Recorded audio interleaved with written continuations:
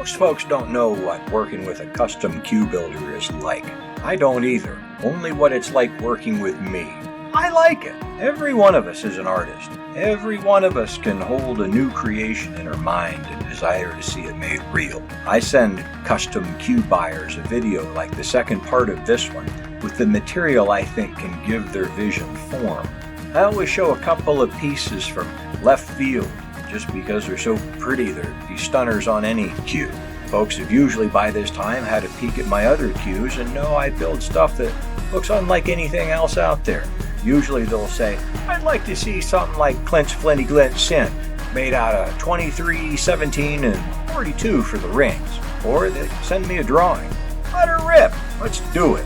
We communicate until the layout says what you want and the invoice too. You can break the total into 3 installments. My work is priced at the low end of fare to keep me humble. All right, let's check out my last cook.